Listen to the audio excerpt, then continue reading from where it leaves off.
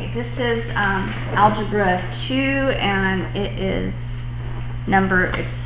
what lesson are we on? 73, number 5.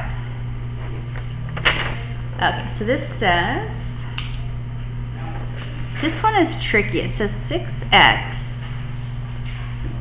squared plus x minus 20 equals 0. It wants roots, so we're supposed to know that roots are kind of the solutions, you know, like if you use quadratic formula, the answer that you get is the roots.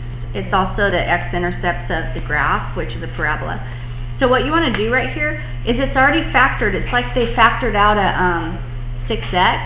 So zero product property says you can rewrite this as, well, first we want to factor this quadratic that's right in here too, if we can. We're going to say 6x equals 0, or whatever that is equals 0, or whatever that is equals 0. Zero product property. So this thing, I'm being hopeful that this is going to factor for me if I think of the right numbers. So it has to multiply to make negative 20, and add to make 1.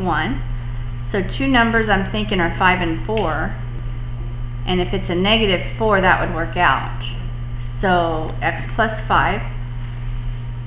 X minus 4. Now I didn't have to do it the big old long way and get out the area model because I didn't have a coefficient, a non-unity coefficient in front of my x squared. In other words, the x squared didn't have a number in front of it.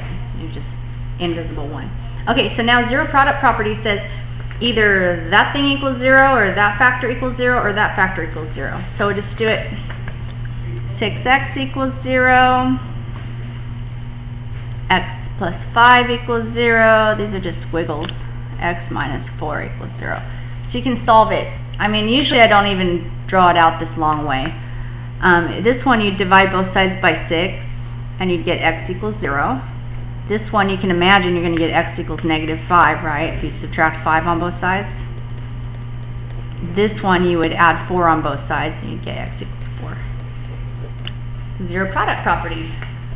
See, it made you think that you had to do something weird like, I don't know, factor by grouping or some kind of strange thing, but it's just zero product property.